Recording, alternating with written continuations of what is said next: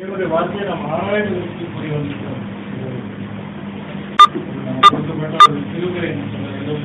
அதனுடைய வார்த்தையை நாம் கேட்பதும் அதை தியானிப்பதும் ஒரு பக்கம் இருந்தாலும் அதை ஆராயும் பொழுது நற்குண சாலைகளாய் வாழ்வது சொல்லி நாம் வேதாமத்திலே வாசிக்கிறோம்.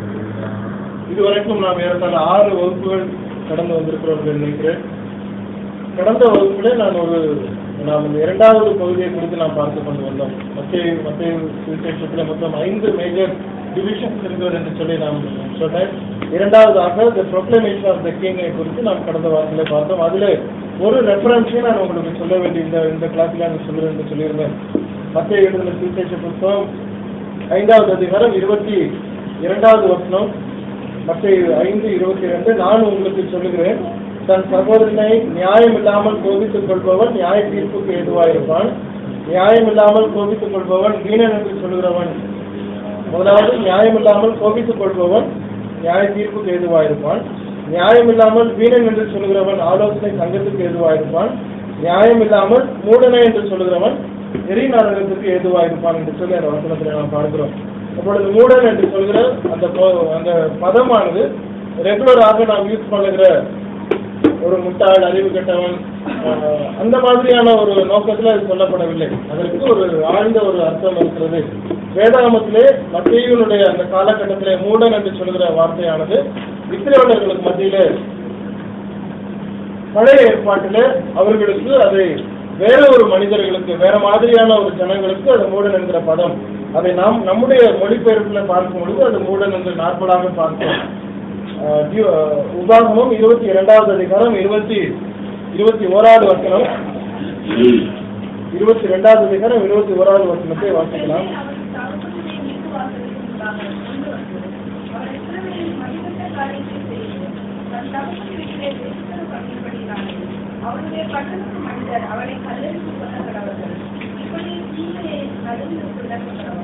என்ன சொல்றாரு பாருங்க, அந்த பெண்ணை அவள் தகப்பனுடைய வீட்டு வாசலுக்கு முன்பாக கொண்டு வந்து அவள் இஸ்ரவேலில் மதிக்கட்ட காரியத்தை செய்து தன் தகப்பன் வீட்டிலே பண்ணினபடியினாலே அவளுடைய பட்டணத்து மனிதர் அவளை கல்லெறிந்து கொண்ட கடவர்கள். இது மதிக்கட்ட காரியம். என்ன காரியம்? விபச்சாரத்தை அங்கு சொல்லுகிற ஒரு மதிக்கட்ட காரியம். 2வது, யோசுவா 7வது அதிகாரம் 15வது வசனத்தை வாசிங்க. யோசுவா 7வது அதிகாரம் 15வது வசனம்.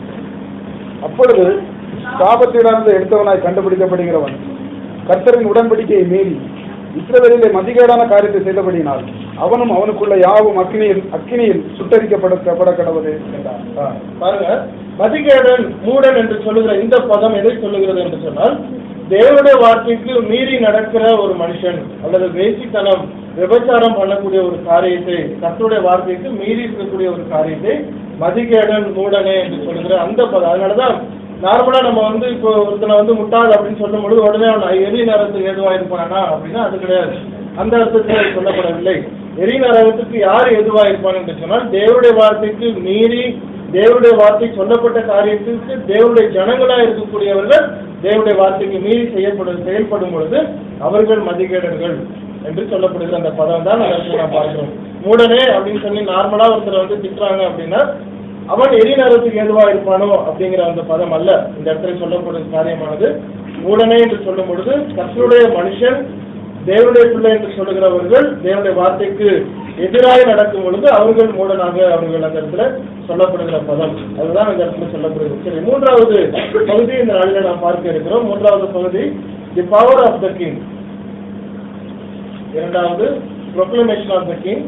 3வது the power of the king. நம்முடைய ஒவ்வொருடைய வீட்டிலையும் ராஜா என்று சொல்லப்படுகிறவர் அல்லது வீட்டினுடைய தலைவர் என்று சொல்லப்படுகிறவர், முதன்மையானவர் இருக்கட்டும் அல்லது ஒரு கம்பெனியா இருக்கட்டும், ஒரு நாடா இருக்கட்டும், ஒரு பகுதியா இருக்கட்டும், ஒரு தலைவனா இருக்க வேண்டியவன் எல்லாவற்றிலும் சிறந்தவனா இருக்க வேண்டும் என்று நினைப்பார்கள். ஒரு மனைவி தன்னுடைய கணவன் எப்படி இருக்கணும், ஒரு அறிவுள்ளவனாய், ஒரு பலசாலியான, மற்றவர்களை சமாளிக்கக்கூடியவனாய், எல்லாவற்றுக்கும் திறமைசாலியா இருக்க வேண்டும் என்று ஒரு மனைவி விரும்புவாள். அதுபோல ஒரு நாட்டினுடைய ராஜாவும் எப்படி இருக்க வேண்டும், மற்ற ராஜாவை காட்டிலும் என்னுடைய ராஜா நன்மையானவனாக இருக்க வேண்டும், மற்ற ராஜாவை காட்டிலும் என்னுடைய நாட்டு ராஜா வந்து திறமைசாலியா இருக்க வேண்டும், வல்லவனா இருக்க வேண்டும், எல்லாவற்றிலும் தலை சிறந்தவனா இருக்க வேண்டும் என்று சொல்லி ஒவ்வொரு நாட்டிலும் இருக்கக்கூடிய மக்கள் விரும்புவார்கள். எப்படி வீட்டில் இருக்கக்கூடிய ஜனங்கள் விரும்புகிறார்களோ, எப்படி பிள்ளைகள் தன்னுடைய தகப்பனை எப்படி இருக்க வேண்டும் என்று விரும்புகிறானோ, அதுபோல நாட்டு ஜனங்களும் தன்னுடைய ராஜா எப்படியா இருக்க வேண்டும் என்று விரும்புவார்கள். இப்போ மத்தேயு தன்னுடைய ஜனங்களுக்கு, இஸ்ரவேல் ஜனங்களுக்கு இந்த பகுதியை எதற்காக எழுதுகிறார்? இயேசு கிறிஸ்து ஒரு ராஜா, இஸ்ரவேலர்களுக்கு ராஜா,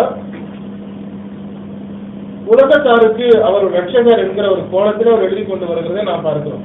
அப்போ இந்த பகுதி, இந்த பவர் ஆஃப் த கிங் என்று சொல்லப்படுகிற இந்த பகுதி 8வது அதிகாரம் 1வது வசனத்திலிருந்து 11வது அதிகாரம் 1வது வசனம் வரைக்கும் அதை பிரித்திருக்கிறார்கள். இந்த பகுதியிலே அவர் தன்னுடைய ஜனங்களுக்கு எழுதுகிறதான வேளையில இயேசு கிறிஸ்து தேவனுடைய குமாரன் என்பது மாத்திரமல்ல, இயேசு கிறிஸ்து இஸ்ரவேலர்களுக்கு ராஜா என்கிற அந்த கோணத்தை அவர் கொண்டு வருகிறார். ஃபர்ஸ்ட் நான் பார்த்தது என்ன, பிரசன்டேஷன் ஆஃப் த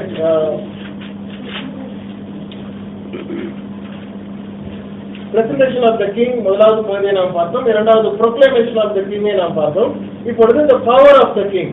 அப்போ ராஜா, இவர்தான் உங்களுடைய ராஜா, இவர் இஸ்ரவேலுடைய ராஜா, தேவனுடைய குமாரன், ஜனங்களுக்கு, உலக ஜனங்களுக்கு இவர் ரட்சகர் என்று சொல்லும் பொழுது எப்படிப்பட்டதான ஒரு நோக்கம் ஜனங்களுக்கு இருக்கும்? நான் ஒரு மனுஷனை ராஜாவை பார்க்கும் பொழுது அவர் எப்படி எல்லாம் இருக்க வேண்டும்?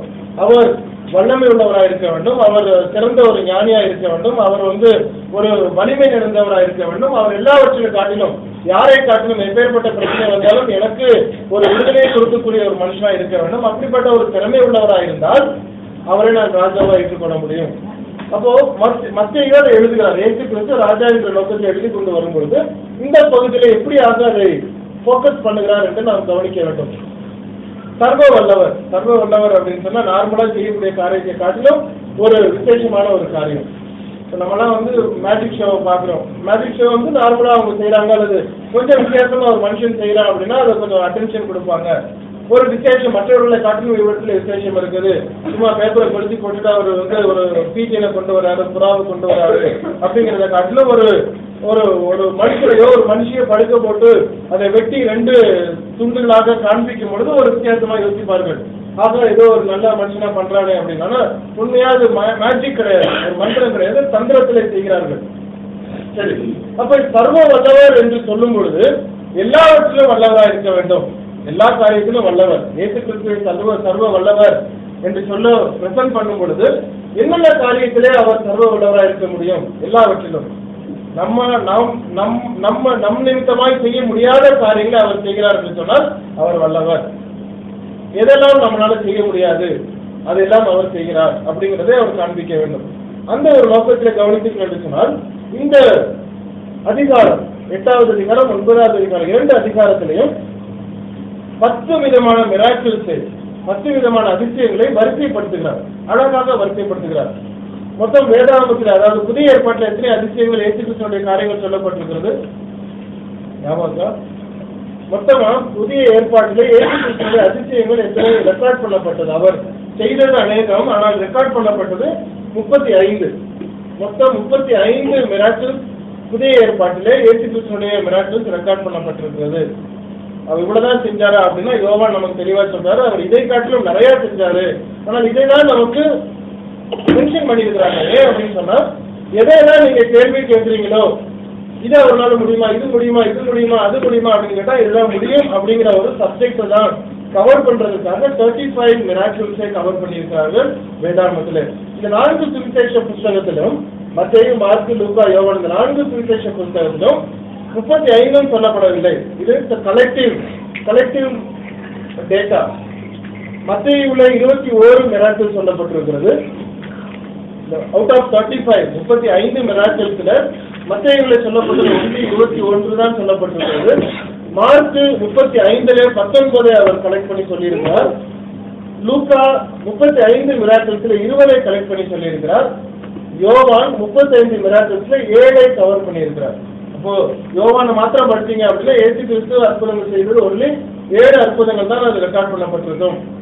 மத்தேயு மாத்திரம் நாம் படிக்கும்போது 21 மாத்திரம் தான் அதுல ரெக்கார்ட் பண்ணப்பட்டிருக்கிறோம். சரி, எந்தெந்த சப்ஜெக்ட் அவர் கவர் பண்ணியிருக்கிறார்கள் என்று பார்த்தீங்கன்னு சொன்னால், முதலாவது மொத்தம் 3 சப்ஜெக்ட் அவர்கள் இந்த ஓவரால் 35 மிராக்கிள்ஸும் 3 சப்ஜெக்ட்ஸின் கீழே அவர்கள் அதை கேட்டகரைஸ் பண்ணியிருக்கிறார்கள். முதலாவது ஹீலிங். ஹீலிங்கை குறித்து இந்த அவுட் ஆஃப் 35 மிராக்கிள்ஸ்ல ஹீலிங்கை குறித்து 24 ஹீலிங்ஸ் அதில் சொல்லப்பட்டிருக்கிறது. மொத்தம் 35 மிராக்கிள்ஸ் இந்த புதிய ஏற்பாட்டுல. அந்த 35 மிராக்கிள்ஸ்ல 24 மிராக்கிள் ஹீலிங்கை குறித்து சொல்லப்பட்ட ஒரு மிராக்கிள். இந்த 24ல மத்தேயு 14 மாத்திரம் சொல்லியிருக்கிறார். மத்தேயு 24 ஹீலிங் மிராக்கிள்ஸ்ல மத்தேயு சொன்னது ஒன்லி 14 மாத்திரம் தான் அவர் சொல்லியிருக்கிறார். அடுத்தது நேச்சர், இயற்கைக்கு செய்த, இயற்கையின் மூலமாக இயற்கையை அதிசயப்படுத்தின ஒரு காரியம் 8 அதிசயங்கள். 24 ஹீலிங், 8 அதிசயங்கள். 8 மொத்தமாக புதிய ஏற்பாட்டில் சொல்லப்பட்ட 35 அற்புதங்களில் 8 அற்புதங்கள் நேச்சரை குறித்து. பாக்கி இருக்கிறது 3 பாக்கி இருக்கு. 3 என்னது? ரெசரக்ஷன், உயிரடை செய்தது 3 சம்பவங்களை சொல்லியிருக்கிறார்கள்.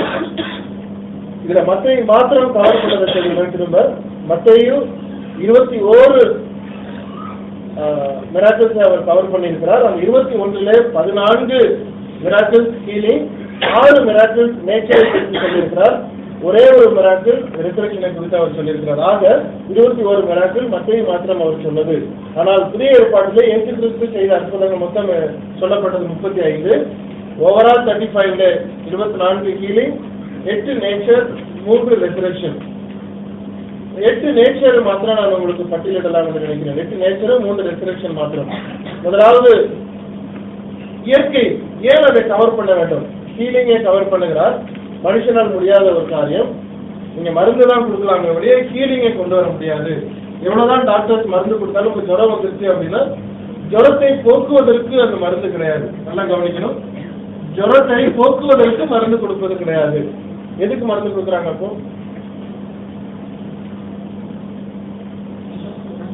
ஜுரம் வந்துருச்சு, நம்ம ஆஸ்பத்திரிக்கு போறோம், சிஸ்டர் உட்காந்துருக்குறாங்க.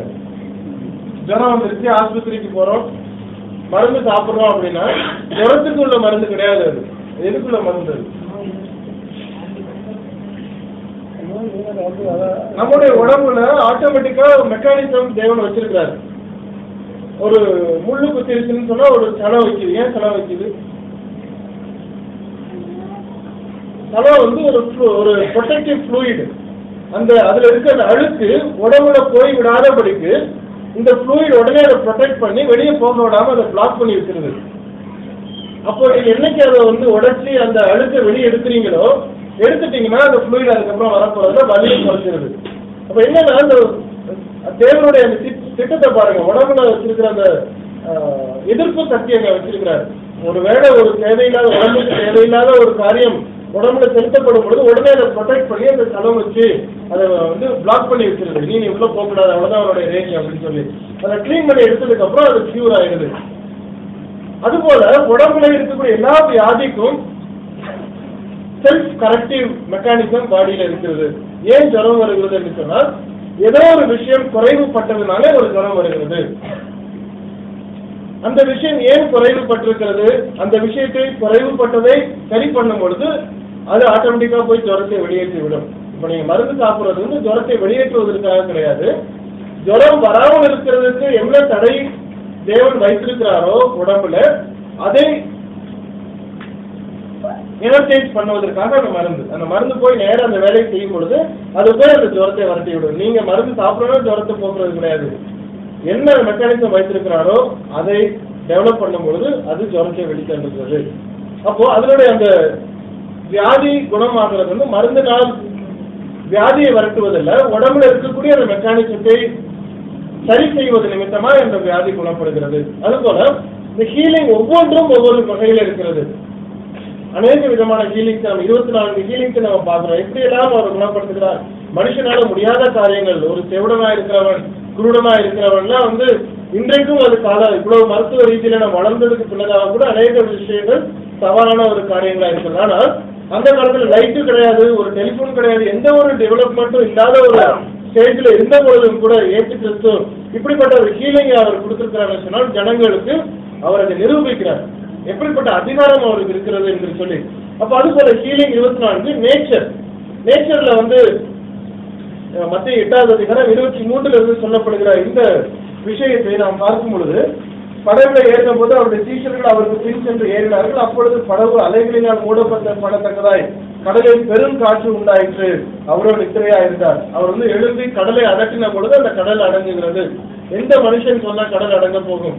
எந்த மனுஷன் சொன்னாலும் கடல் அடங்காது. ஆனால் இயேசு கிறிஸ்து சொல்லும் பொழுது கடல் அடங்கினது என்று சொல்லும் பொழுது ஏதோ ஒரு விசேஷம் அவரிடத்துல இருக்கிறது, ஏதோ ஒரு காரியம் அவரிடத்துல இருக்கிறது.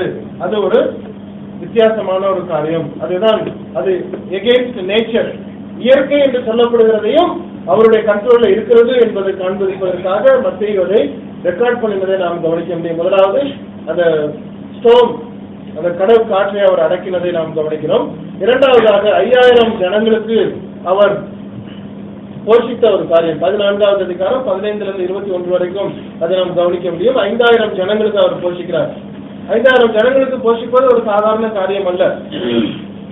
அவ்வளவு ஒரு விசேஷமான ஒரு காரியத்தை அந்த இடத்துல நடந்தது. இயற்கைக்கு அப்பாற்பட்ட ஒரு காரியம், இயற்கைக்கு உட்பட்ட காரியம் அல்ல, இயற்கைக்கு அப்பாற்பட்ட ஒரு காரியம்.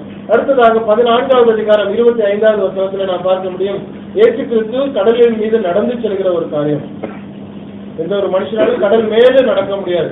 ஒருவேளை நீந்தி செல்லலாம், முழுகி அது மேல மிதக்கிற மாதிரி போலாம் முடிய மேல நடந்து போக முடியாது. எப்படி நாம் தரையின் மேல நடந்து போகிறோமோ அதே போல அவர் தண்ணீர் மீது நடந்து போகிற அந்த காரியமும் இயற்கைக்கு அப்பாற்பட்ட ஒரு காரியம். இதெல்லாம் இயற்கைக்கு மேல இருக்கு, எங்களால ஒண்ணும் செய்ய முடியாது அப்படின்னு சொல்லி எதையெல்லாம் பெரியதாக நாம் நினைத்துக் கொண்டிருக்கிறோமோ அதையெல்லாம் அவர் செய்து காட்டின அந்த காரியத்தை நேச்சர், எகெயின்ஸ்ட் நேச்சர் அவர் செய்த அந்த மிராக்கிள்ஸிலே வந்து பதிவானது. அடுத்தது 15வது அதிகாரம், மத்தேயு 15வது அதிகாரம் 32 to 38 முடிய சொல்லப்பட்ட அந்த காரியம். 4000 ஜனங்களுக்கு அவர் அந்த போஜனத்தை அவர் அங்கு கொடுக்கிறார். 7 அப்பம் சில மீன்களை வைத்து சொல்லப்பட்ட அந்த காரியம் 36வது வசனத்தில் சொல்லப்படுகிறது. அந்த 7 அப்பங்களையும் அந்த மீன்களையும் எடுத்து ஸ்தோத்திரம் பண்ணி பிட்டு தம்முடைய சீஷர்களுக்கு கொடுத்தார். சீஷர்கள் ஜனங்களுக்கு பரிமாறினார்கள். அப்போ ஏறத்தாழ 4000 ஜனங்கள், புருஷர் 4000னா ஒருவேளை ஒரு 4 + 4 8 + ஒரு 2000 வச்சுக்கிட்டீங்கன்னா ஒரு 10,000 ஜனங்களுக்கு அன்னைக்கு அந்த போஜனம் நடந்திருக்கு. இந்த இயற்கைக்கு அப்பாற்பட்ட ஒரு காரியம். அதை அவர்கள் மென்ஷன் பண்ணியிருக்கிறார். அடுத்தது 17வது அதிகாரம், மத்தேயு 17, 26, 27 நீங்க பார்க்கும் பொழுது, மீன் வாயில இருந்து ஒரு பணத்தை எடுத்து கொண்டு போய் டாக்ஸ் கட்டுறாங்க.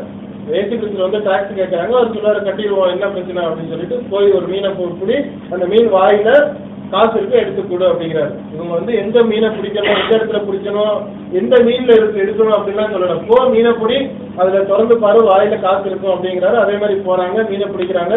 முதலாவது மீனை எடுத்து வாயை திறக்கிறாங்க, அதுல காசு இருக்கு.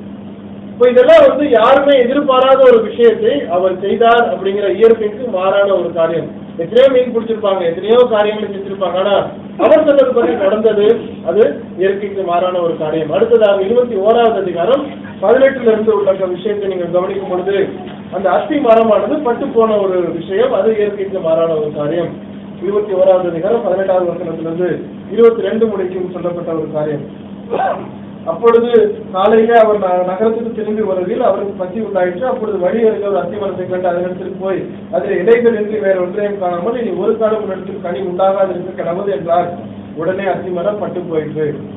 இது இயற்கைக்கு மாறான ஒரு காரியம். தீ பிடிச்சி வைக்கல, அல்லது வந்து ஒரு ஆசிட் ஊற்றி அதை எரிக்கல. அவர் சொன்னது அது நடந்தது.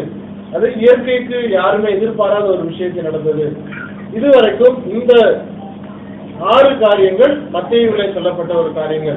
பாக்கி இருக்கிற 2 லூக்காவிலே சொல்லப்பட்ட ஒன்றும். லூக்கா 5வது அதிகாரம் 1 to 11 வசனங்கள் வரை அந்த மீன்களை பிடிக்கிற அந்த ஒரு அற்புதமும், தண்ணீரை திராட்சரசமாய் மாற்றின முதலாவது அற்புதம் என்று சொல்லப்படுகிறது. அது வந்து முதலாவது லூக்காவில இருக்கிறது 7வது, 8வது வந்து யோவான்ல சொல்லப்பட்டிருக்கிறது. யோவான்ல மாத்திரம்தான் அந்த தண்ணீரை திராட்சரசமாய் மாற்றின அற்புதம் அங்கே ரெக்கார்ட் பண்ணப்பட்ட ஒரு காரியம். ஆக மத்தேயுவில மொத்தம் 21 அதிசயங்களை அவர் சொல்லுகிறார். இந்த 21 அதிசயங்களும் நீங்கள் கவனிக்கும் பொழுது 4 சாப்டர்ஸை அவர் கவர் பண்ணுகிறார். 4 சாப்டர்ஸ். என்னென்ன 4 சாப்டர்? முதலாவது டிசீஸ், வியாதிகளை குணப்படுத்துகிறார். பிசாசுகளை அவர் துரத்துகிற அந்த ஒரு அற்புதம். 3வதாக மரணத்திலிருந்து உயிர் தேடுதல் கொண்டு வருகிற அற்புதத்தை அவர் மென்ஷன் பண்ணுகிறார். 4வதாக இயற்கையான காரியம்.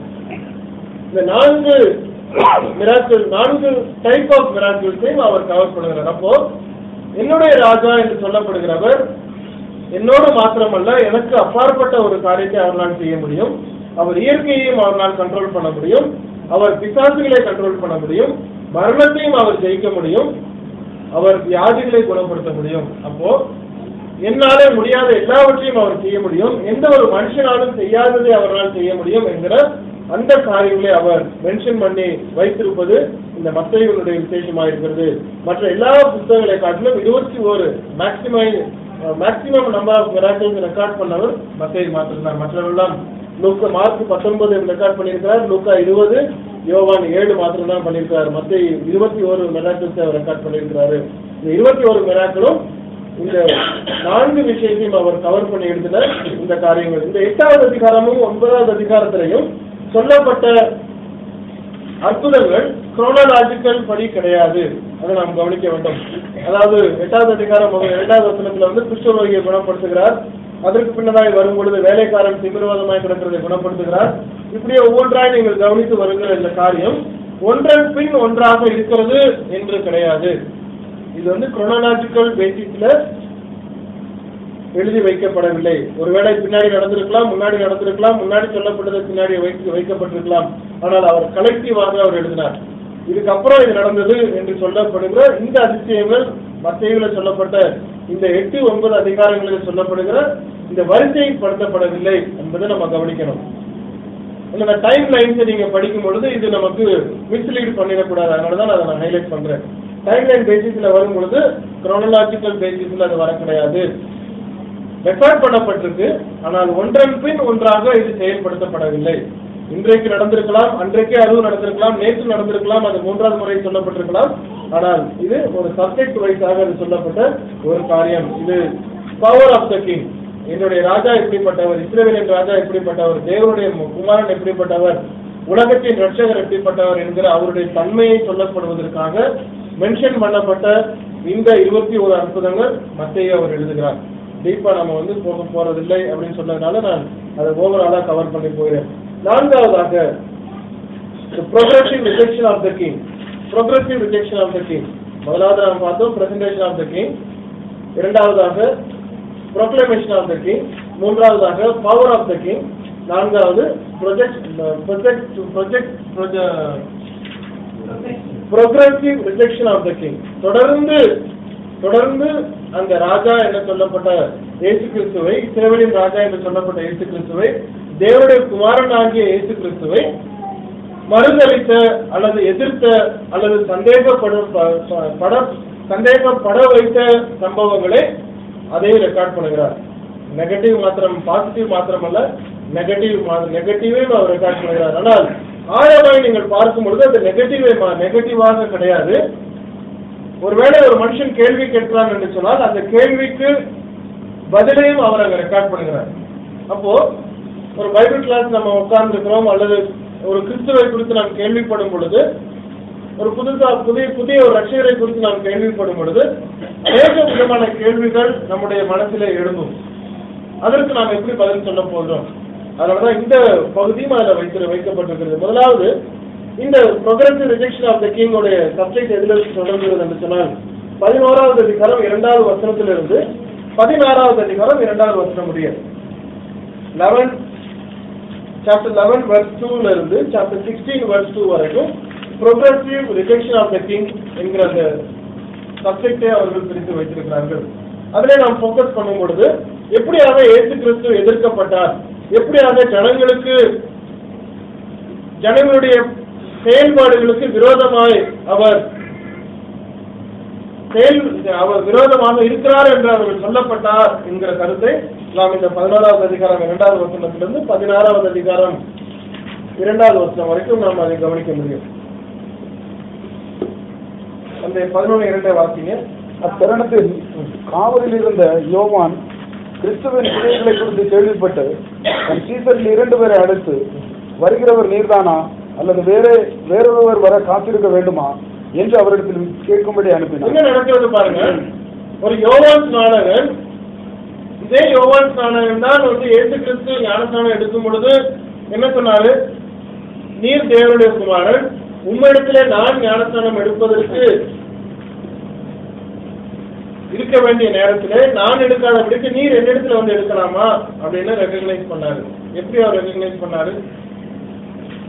இன்னொரு புக்ல நாம பார்க்கிறோம், புறாவை போல யாருடைய தலையில ஆவியானவர் இறங்குகிறாரோ அவர்தான் வரப்போகிறவர் அப்படிங்கிறது சொல்லப்பட்டிருக்கிறது. அப்படிப்பட்ட ஒரு புறாவை போல ஆவியானவர் இவருடைய தலையில தான் இறங்கினார் அப்படிங்கிறத விட்னஸ் பண்ண யோவான் ஸ்நானகன். இவர்தான் இயேசு கிறிஸ்து, இவர்தான் ரட்சகர், இவர்தான் ரபி, இவர்தான் போதகர், இவர் பின்ன போங்க அப்படின்னு சொல்லி தன்னுடைய சொந்த சீஷர்களை அவருக்கு பின்னாக அனுப்பின யோவான் ஸ்நானகன். இன்னைக்கு அவருக்கு டவுட் வந்துருச்சு. எப்படிப்பட்ட ஒரு டவுட்? காவலில் இருந்த யோவான் கிறிஸ்துவின் கிரியைகளை குறித்து கேள்விப்படுகிறார். அப்போ யோவான் ஸ்நானகன் கடலிலே ஆற்றில இருந்து ஞானஸ்நானம் கொடுத்து கொண்டிருந்த காலங்கள் கடந்து இப்பொழுது அவர் காவலில் இருக்கிறார். ஏன் காவலில் இருக்கிறார்? அரண்மனையில நடந்த சில சம்பவங்களை இவர் கண்டித்து உணர்த்துகிறார்.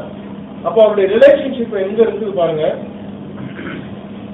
ஒரு ஒட்டக தோலை போர்த்திட்டு ஒரு காட்டு மிராண்டி போல இருந்த காட்டுல வாழ்ந்து கொண்டிருந்த மனுஷனுக்கும் அரண்மனையிலே நடக்கக்கூடிய சம்பவத்தை கண்டிக்கக்கூடிய அளவிற்கு இவருடைய லிங்க் இருக்கிறது அப்படின்னு சொன்னா அவருடைய போஸ்ட் என்னவா இருந்துச்சு, அவருடைய இம்பார்ட்டன்ஸ் என்னவா இருந்ததுன்னு கவனிக்கணும். நீங்க ஏதோ யோவான் ஸ்நானகன் ஒரு பைத்தியக்காரனை போல ஒரு காட்டு நினைச்சு பாத்தீங்கன்னா ஒரு காட்டுவாசி தான், காட்டுக்குள்ள வாழ்ந்து கொண்டிருக்கிற ஒரு ஒட்டக தோலை போர்த்தி கொண்டு சாப்பிட்டு கொண்டிருக்கிற ஒரு மனுஷன் நாட்டில் இருக்கக்கூடிய ஒரு மனுஷனை போல இல்லாமல் ஒரு வித்தியாசமான ஒரு மனுஷனாய், ஒரு நசரேயனாய் அப்படிப்பட்ட வாழ்ந்த ஒரு மனுஷனுக்கும் அவரை குறித்து பேச்சுகள் எங்கு அடிபட்டிருக்கிறது சொன்னால் அரண்மனையிலே அடிபட்டிருக்கிறது.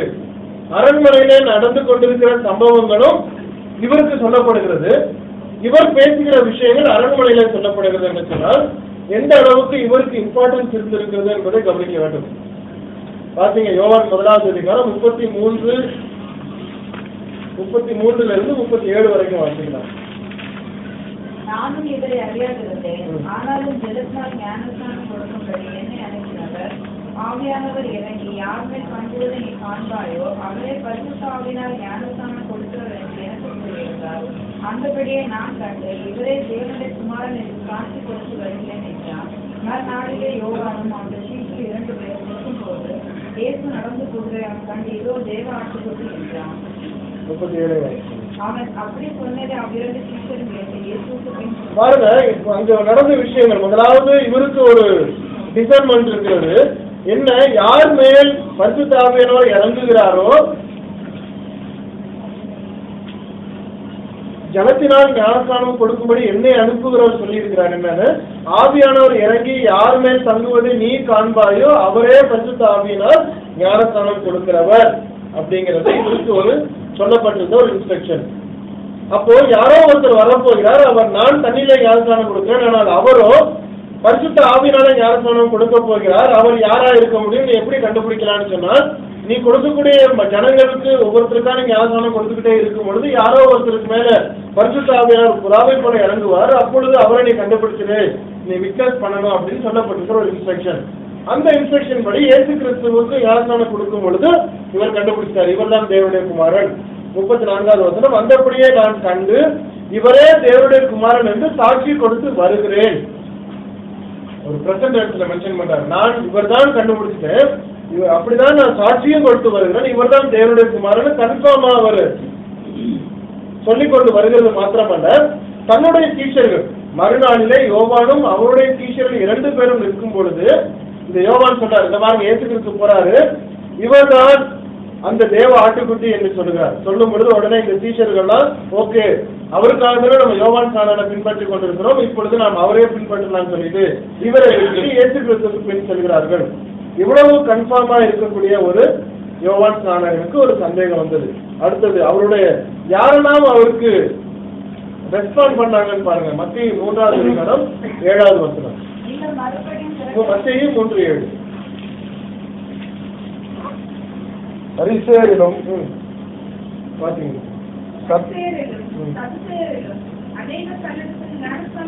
யாரெல்லாம் வந்திருக்கிறாங்க? பரிசேயர் ஞானஸ்நானம் எடுக்க வர்றாங்க, சதுசேயர் ஞானஸ்நானம் எடுக்க வர்றாங்க.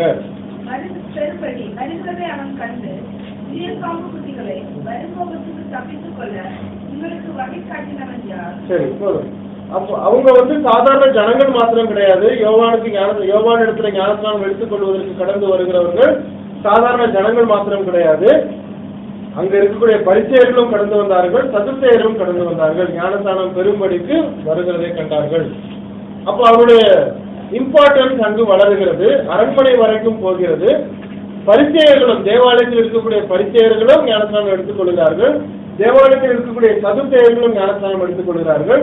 எல்லா ஜனங்களும் யோவான் ஸ்நானனுடைய பேச்சை கேட்பதற்கு கடந்து வந்து கொண்டிருக்கக்கூடிய ஒரு சூழ்நிலை. அப்போ இவருடைய பெயர் எவ்வளவு பிரபலியமாயிருக்கும்.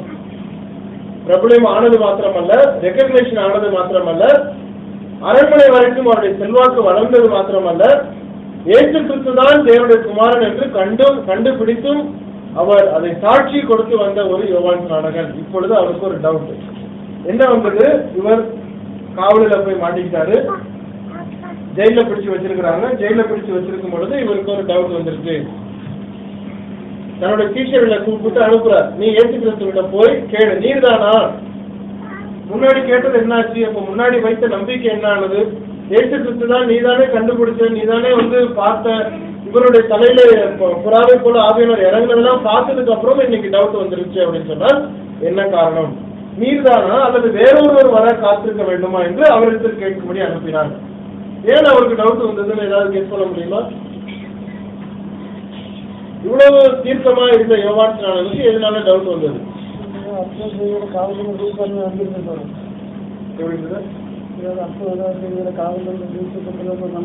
நம்ம வந்து கூட அவருக்கு முன்னாடி ஒரு போராட கடந்து வந்தோம், நம்ம வந்து ஜெயில இருக்கிறோமே, ரட்சகர்னு சொல்லி இவரதானே சொல்லிட்டு இருந்தோம், நம்மளை ரட்சிக்க முடியலையே, என்ன நடக்குது, ஒருவேளை நம்ம தப்பா கணிச்சிட்டோமோ அப்படின்ற ஒரு ஃபீலிங் அவருக்கு இருந்திருக்கணும்.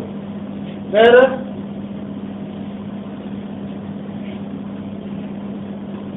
ஒரு கன்ஃபார்ம் பண்றதுக்காக ஒரு ரீகன்ஃபர்மேஷன். இது வரைக்கும் நம்ம ஒருவேளை நம்ம லைஃப் வேஸ்ட் பண்ணிடக்கூடாது, நம்ம ஏன் வந்து ஒருவேளை வேற யாராவது கண்டுபிடிக்கணுமா, நம்ம தப்பா சாட்சி சொல்லிட்டோமோ அப்படிங்கிற ஒரு டவுட் அவருக்கு வந்திருக்குமோ அப்படின்னு நமக்கு ஒரு டவுட் இருக்குது. 3வது அதிகாரம், மத்தேயு 3வது அதிகாரம் 10-12 வரைக்கும் வாசிக்கலாம். இப்பொழுது கோடாரியானது மரங்களின் வேரருகே வைத்திருக்கிறது. ஆகையால் நல்ல கனிகொடாத மரமெல்லாம் வெட்டுண்டு அக்னியிலே போடப்படும். மனிதர்கள் சென்று, நான் ஜலத்தினால் உங்களுக்கு ஞானஸ்நானம் கொடுக்கிறேன், எனக்கு பின் வருகிறவரோ என்னிலும் வல்லவராய் இருக்கிறார். அவருடைய பாதரட்சிகளை சுமத்துவதற்கு நான் பாத்திரம் அல்ல. அவர் பரிசுத்த ஆவியினாலும் அக்னியினாலும் உங்களுக்கு ஞானஸ்நானம் கொடுப்பார். 12 தூற்றுக்குடை அவர் கையில் இருக்கிறது. அவர் தமது களத்தை நன்றாக தமது கோவிலை களத்தில் தூற்றிருப்பார். கதரையோ அவியாத அக்னியினால். இதெல்லாம் வந்து யோவான் ஸ்நானகன் இயேசு கிறிஸ்துவை குறித்து வீரா வேகமாக வசனம் பேசிக் கொண்டிருந்த, ஒரு பிரசங்கம் பண்ணி கொண்டிருந்த ஒரு வார்த்தைகள். இப்பொழுதே கோடாரி மரத்தின் கீழே வைக்கப்பட்டிருக்கிறது, ஆகையால் கனி கொடுக்க வேண்டும், கனி கொடாத மரங்கள் எல்லாம் வெட்டுண்டு அக்னியில தூக்கி போட போறாரு. மனம் திரும்புதலுக்கு ஏற்றதான ஞானஸ்நானத்தை நான் உங்களுக்கு கொடுக்கிறேன், ஆனால் எனக்கு பின்னாடி வருகிறவரோ அவர் வந்து பரிசுத்த ஆவியினால ஞானஸ்நானம் கொடுக்க போறாரு, அக்னியினால உங்களுக்கு ஞானஸ்நானம் கொடுக்க போறாரு. அவருடைய பாதரட்சியை கலட்டுவதற்கு கூட எனக்கு வந்து தகுதி கிடையாது. அவர் வந்து தூற்றுக்கூடிய அவருடைய கையில் இருக்கிறது, எல்லாரையும் தூக்கி போட போறாரு, நாசம் பண்ண போறாரு. Judgement day is very near அப்படிங்கிற ஒரு வீராவேசமாக அவர் பிரசங்கம் பண்ணி கொண்டிருக்கும் பொழுது பரிசேயர்களும் சதுசேயர்களும் ஜனங்களும் முடியாது வந்து தங்களை வந்து ரெடி பண்ணிக்கிறாங்க. கரெக்ட் தான், ஒருவேளை வந்துட்டாருன்னா என்ன பண்றது, நாமளும் அந்த கூட்டத்தில் மாட்டிக்க கூடாதுன்னு சொல்லிட்டு தங்களை பரிசுத்தப்படுத்திக் கொள்வதற்காக கடந்து வருகிறார்கள். இந்த சூழ்நிலை நடந்து கொண்டு வருகிறது. ஏறத்தாழ ஒரு வருஷம் கேப்புக்கு பின்னதாக இவர் வந்து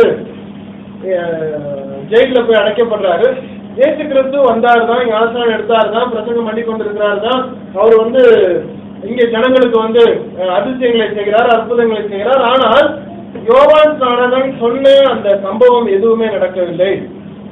யாரையும் அவர் வெட்டல, யாரையும் அவர் வந்து நரகத்துக்கு அனுப்பல, யாரையும் வந்து தீர்க்கல, யாரையும் வந்து சபிக்கல. அவர் பாவிகளோட உட்கார்ந்துருக்கிறார். அவர் வந்து ஜனங்களை கலந்து போறாரு. அவருக்கு ஒரு பட்டாளத்தை ரெடி பண்ணல. அவர் வந்து யாருக்கிட்டையும் போய் போராடல, யாருக்கிட்டையும் வந்து எதிர்த்து நீ நியாயத்துக்கு நிக்கல, யாருக்கிட்டையும் போய் சமாதானத்துக்கு போய் நின்று அவனை வந்து ஆதாயப்படுத்தணும்னு நினைக்கல. எல்லாத்தையும் வெட்டு ஒன்று துண்டு ரெண்டா பேசிட்டு இருக்கிறாரு. யாரு இருந்தாலும் பாவிகள்னு தெரிஞ்சிருந்தாலும் பாவிகளோட போய் உட்கார்ந்து இருக்கிறாரு. சதுசேயர் தெரிஞ்சிருந்தா அவங்கள்ட்ட போய் கேள்வி கேட்கிறாரு, பரிசேயர் தெரிஞ்சிருந்தாலும் அவங்கள கண்டுபிடிச்சு தன்னுடைய கூட்டத்துல இருந்து விரட்டாம கூடவே வச்சிருக்கிறாரு. பாவிகள் ஆயக்காரர்கள் தெரிஞ்சிருந்தா அவங்க வீட்டுக்கு போய் சாப்பிடுறாரு. விபச்சாரிகள் தெரிஞ்சிருந்தா அவங்க வீட்டுல போய் உட்கார்ந்து இருக்கிறாரு. இவ்வளவு நடக்குது. அப்போ ஏதோ நாம தப்பு பண்ணிட்டோமா அப்படிங்கிற ஒரு டவுட் அவருக்கு வந்துருச்சு. இப்போ பரிசுத்த ஆவியானவர் போய் சொன்னாரா? பரிசுத்த ஆவியானவர் அவர் தலையில இறங்குனதை இவர் பார்த்தது தப்பா? ஒரு சூழ்நிலை கடந்து வரும் பொழுது, மனுஷனுக்கு ஒரு சங்கடங்கள் நெருக்கங்கள் வரும் பொழுது, கண்களினாலே பார்த்த ஒரு விஷனை அல்லது விஷன் அல்ல, அது உண்மை. கண்களினாலே பார்த்த ஒரு சம்பவத்தை அவர் தவறுதலாய் நினைப்பதற்கு பிசாசு அவனை தூண்டுகிறான். ஒருவேளை இயேசு கிறிஸ்துவா இருக்க முடியாதோ, வேறொரு ஜனமா இருக்குமோ, நீர்தானோ என்கிற ஒரு டவுட் அவர் வருது. இருந்தாலும் கன்ஃபார்ம் பண்ணுவதற்கு அங்க அனுப்புகிறார். நீர்தானோ அப்படின்னு கேட்டு அனுப்புறார். அப்போ இந்த ஜனங்களுக்கு இயேசு கிறிஸ்து பதில் சொன்ன உடனே அதனுடைய பதிலை பாருங்க. குருடர் பார்வை அடைகிறார்கள். மத்தேயு 11வது அதிகாரம் 4வது வசனத்துல நான் வாசிக்கிறேன். இயேசு அவர்களுக்கு பிரதியுத்தரமாக, நீங்கள் கேட்கிறதையும் காண்கிறதையும் யோவானிடத்தில் போய் அறிவியுங்கள். குருடர் பார்வையடைகிறார்கள், சப்பானிகள் நடக்கிறார்கள், குஷ்டரோகிகள் சுத்தமாகிறார்கள், செவிடர் கேட்கிறார்கள், மரித்தோர் எழுந்திருக்கிறார்கள், தரித்திரருக்கு சுவிசேஷம் பிரசங்கிக்கப்படுகிறது. இவ்வளவு நடக்கணுமே. இதெல்லாம் யோவானுடைய அஜெண்டால கிடையாது. இதெல்லாம் யோவானுடைய ஷெட்யூல்ல கிடையாது. யோவானுடைய ஷெட்யூல்னா என்னவா இருந்ததுன்னா நியாய தீர்ப்பு இருந்தது. யோவானுடைய ஷெட்யூல்ல நன்மையா தீமையா அவ்வளவுதான் அவருடைய ஷெட்யூல்ல இருந்தது. ஆனால் இயேசு கிறிஸ்துடைய ஃபர்ஸ்ட் மிஷன் எப்படியா இருக்கிறது? நன்மை நடக்கிறது, குருடர்கள் பார்வையிடுகிறார்கள், டிசீஸ் அங்க போகிறது, பிசாசு பிடித்தவர்கள் குணமடைகிறார்கள், செவிடர்கள் கேட்கிறார்கள், மரித்தவர்களும் எழுந்திருக்கிறார்கள், தரித்திரருக்கு கூட அங்கு சுவிசேஷம் பிரசங்கிக்கப்படுகிறது. உடனே சொல்றாரு, என்னிடத்தில் இடரல் அடையாது இருக்கிறவன் எவனோ அவன் பாக்கியவான். யோவான் இப்படிப்பட்டவர் தான், இயேசு கிறிஸ்து இப்படிப்பட்டவர் தான். நான் ஒரு போக்கத்தை நினைச்சு நான் போய்கிட்டே இருந்தேன்னு சொன்னால் என்னை தவறுவதற்கு இடரலான ஒரு கல்லில நான் மாட்டிக் கொண்டு விடுவேன். இயேசு கிறிஸ்து எப்படிப்பட்டவராக இருக்கிறாரோ, இடறுவதற்கு ஏதுவான ஒரு கல்லாய் அவர் இருக்கிறாரா. இன்னொரு வசனத்தை வாசிங்க. ரோமர் 9வது அதிகாரம் 33வது வசனம். ரோமர் chapter 9 verse 33. இடறுவதற்கு ஆன கல்லையும் தவறுகிறதற்கான கண்மலையையும் எங்க வைக்கிறாரு?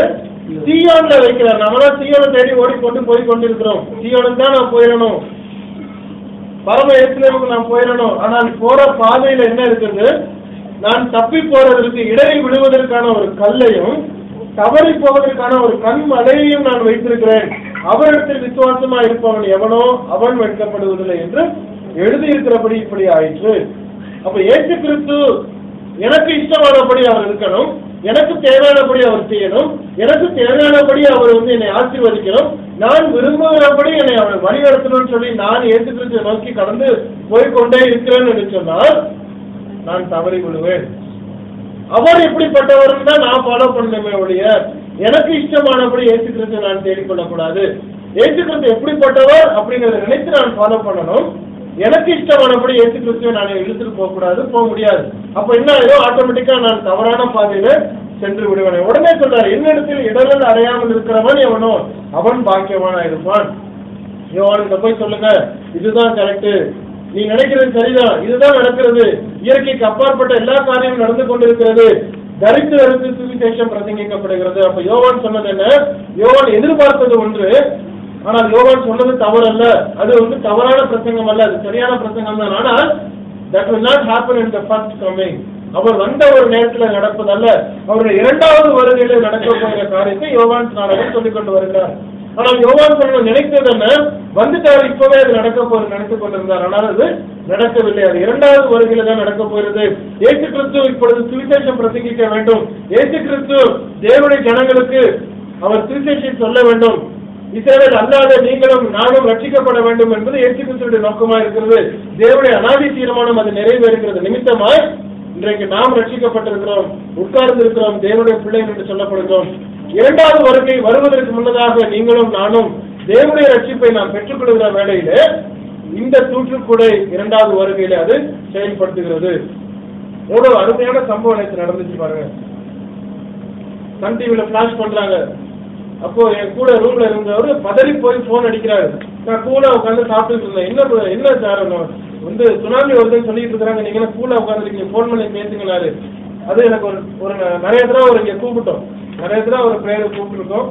ஆனா ஏதோ ஒரு சான்ஸ் சொல்லி தப்பிக்கிட்டே இருப்பாரு. ஆனா சான்ஸ் வரும்பொழுதுனா அப்பப்போ ஹைலைட் பண்ணதுக்கு எனக்கு ஒரு வாய்ப்பா இருக்கும். அப்ப நேற்று உடனே சொன்னேன், இதுதான் இப்படி நீங்க பதட்டப்படுறீங்க, இதை விட இன்னும் நிறைய வரும் பைபிள்ல சொல்லியிருக்கு அப்படின்னு. பைபிள்ல சொல்லியிருக்கா அப்படின்னா, ஆமா இதுல சும்மாதான் இதை விட இன்னும் நீங்க ட்ரையல் தான் நீங்க பாத்துட்டு இருக்கிறீங்க, இன்னும் ஒரிஜினல் இன்னும் வரப்போகுது, அப்போ நீங்க என்ன பண்ண போறீங்க அப்படின்னு. அப்போ உடனே வந்து கேட்டாரு, உண்மையா பைபிள் இருக்கா காட்டுங்க அப்படின்னு. உடனே எடுத்து படிச்சு காட்டு. அவர் ரொம்ப சந்தோஷப்பட்டு கூடாது, பைபிள் இதெல்லாம் வர சொல்லி இருக்கிறதா அப்படின்னு சொல்லி. அப்போ நேற்று நடந்த இன்னொரு சுவாரஸ்யமான ஒரு சம்பவம். ஃபர்ஸ்ட் டைம் சுனாமி வரும்பொழுது 9.1 ரிக்டர் ஸ்கேல்ல வந்து அளவிட்டாங்க. அதே சுமத்ரா தீவுல அளவிடும் பொழுது யாருக்குமே தெரியாது சுனாமி வரப்போகுதுன்னு ஒரு பேரழிவு வந்தது. இப்போ உடனே ஜனங்களுக்கு அறிவு வந்துருச்சு. அறிவு வந்தோன்னு என்ன பண்ணாங்க, கீழே லேச அப்படி ஆடின உடனே அலாரம் அடிக்கிறதுக்கு எல்லாம் ரெடி பண்ணிட்டாங்க. இப்ப என்ன ஆயிடுச்சு, அதே சம்பவம் நடக்கிறது. நேற்று நடந்தது 8.6 ரிக்டர் ஸ்கேல்ல நடந்தது. ஆல்மோஸ்ட் 9.1க்கு 8.6க்கு ஒரு டிஃபரன்ஸ் கிடையாது, ரொம்ப மைன்யூட். ஒரு 99% அளவுக்கு அதே சம்பவம் நடக்க போகுதுன்னு உடனே எல்லாரும் அலாரம். எல்லாருக்கும் அந்த ஒரு அந்த டிவைஸ் ஜென்ரேட் பண்ணுங்க ரிப்போர்ட் எனக்கு கிடைச்சது. என்னுடைய ஃப்ரெண்ட் ஒருத்தர் அங்கே அனுப்பியிருந்தார், எல்லாருக்கும் அது ஃப்ளோட் பண்ணாங்க இமெயில. எத்தனாவது ஈஸ்டிங்ல எத்தனாவது நார்த்திங்ல எந்த அளவுக்கு அது நடந்தது, எந்தெந்த கண்ட்ரியில வரும்னு சொல்லி ஒரு 2 பக்கத்துக்குள்ள ரிப்போர்ட், அது டேட்டா ரிப்போர்ட் இப்போ ரெடி ஆயிருக்கு. என்னன்னா 28 நாடுக்கு உடனே எல்லாருக்கும் இமெயில் பண்ணிட்டாங்க, எல்லாருக்கும் இன்ஃபார்ம் பண்ணிட்டாங்க, கவர்மெண்ட் டு கவர்மெண்ட் அனௌன்ஸ் பண்ணிட்டாங்க, வரப்போது ஜாக்கிரதை. எல்லா ஜனங்களும் ரெடியா வந்து உட்காந்துருக்காங்க. நைட்ல வரட்டு வந்தீங்க, நாங்க பாத்துருவோம் சுனாமின்னு. ஆனா என்ன நடந்தது, ஒண்ணுமே நடக்கல. இப்போ மனுஷங்க குழப்பம், சயின்டிஸ்டுக்கெல்லாம் குழப்பம், என்ன எவ்வளவு நடந்துச்சு, ஒண்ணுமே நடக்கலையே, எவ்வளவு சால்வ் ஆயிடுச்சு, எப்படி போனுச்சு. அப்போ மனுஷனுங்களை பைத்தியமாக்குற ஒரு ஞானி என்று சொல்லுகிற நாம நினைச்சிட்டு இருக்கோம். அந்த ஞானத்தை அவர் பைத்தியமாக்குற ஒரு தேவன். உன்னை காப்பாற்றிக் கொள்வதற்கு நீ ஒரு டெக்னாலஜி டெவலப் பண்ணி வைக்கிற, அந்த டெக்னாலஜி எனக்கு முன்னாடி ஒன்றும் கிடையாதுன்னு அவர் சும்மா காட்டி கொடுத்தார். 28 சுமத்ரா தீவுல நடந்த அந்த 8.6 ட்ரெமோரை டெல்லியில உள்ளவர்கள் உணர்கிறார்கள். எவ்வளவு டிஸ்டன்ஸ் இருக்கு பாருங்க. டெல்லியில உள்ளவர்கள் உணர்கிறார்கள். இவ்வளவு தூரத்துல நடந்திருந்தோம், சுமத்ராவில ஒரு தண்ணி கூட வெளியே வரல. குழம்பி போயிட்டாங்க சயின்டிஸ்ட். அப்போ தேவனுடைய ஞானம் என்னவா இருக்கு, பைபிள்ல சொல்லி இருக்கு, நான் நீரினாலே உலகத்தை நான் அழிக்க மாட்டேன், உலகம் நீரினாலே அழிக்கப்படாது அப்படிங்கிறதுக்கு தான் ஒரு அடையாளத்தை கொடுத்தாரு. என்ன அடையாளம், ரெயின்போ, வானவில். வானவில்ல பார்க்கும் பொழுதுதான் எப்போ வானவில் வரும், மழை முடிய ஸ்டேட்ல இருக்கும் பொழுது வானவில் வந்துடும். அதை வந்த உடனே நம்ம பிள்ளைகளுக்கு நாம சொன்னதுப்பா, இது தேவனுடைய